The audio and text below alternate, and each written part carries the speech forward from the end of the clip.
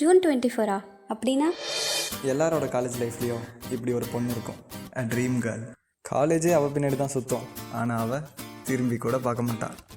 அப்படிப்பட்ட அந்த பொண்ணே நம்மக்கிட்ட வந்து சொன்னால் எப்படி இருக்கும் அந்த நாளுங்க அது.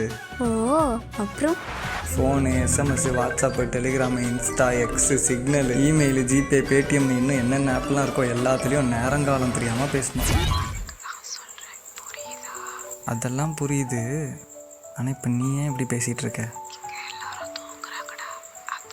நம்ம என்ன அவ்வளோ நேரமாக பேசிட்டோம்?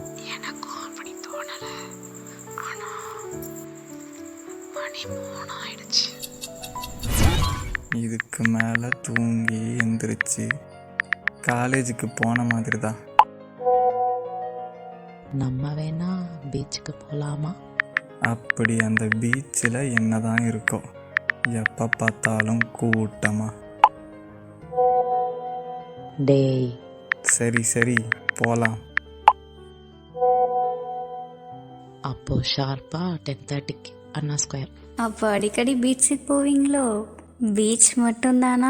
பீச் மட்டுமா? Beach, park, parlour, theatre, mall, school, கோயில், குளம் எல்லாத்தையும் சுற்றி முடிச்சு பார்த்தா. அப்போ நீ என்ன சந்தேகப்படுறல? என்னது சந்தேகமா? அப்புறம் இதுக்கு பேர் என்ன?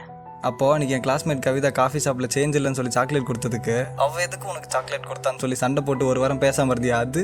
அப்போ இவ்வளோ நாள இதை மனசில் வச்சுட்டு தான் பேசிட்டு இருந்திருக்க. ஏ பேச்ச மாத்தாத. அதுக்கு பேரு பொசசிவ்னஸ். பொசசிவ்னஸ்? என்கிட்ட படிக்க போகிறேன்னு சொல்லிட்டு அவங்க கூட சேர்ந்து படத்துக்கு போக அதை நான் ஏன்னு கேட்டால் அதுக்கு பேர் மட்டும் சந்தேகம். அதாவது உனக்கு வந்தால் ரத்தம், எனக்கு வந்தால் மட்டும் தக்காளி சாஸில். ஆமாம், ஒத்துக்க முடியலல்ல, அதனால தான் சொல்கிறேன் நமக்குள்ள செட் ஆகாது. என்னது? Yes, I mean it. Let's break அப்.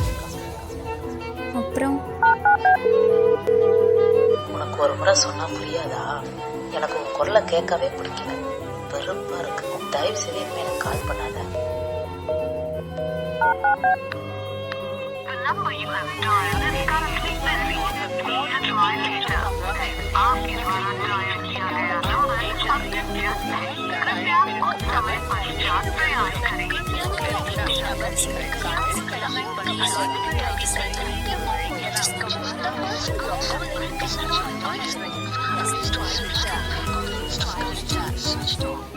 அதுக்கப்புறம் ஒரு கால் இல்லை ஒரு மெசேஜ் கூட வரலையா?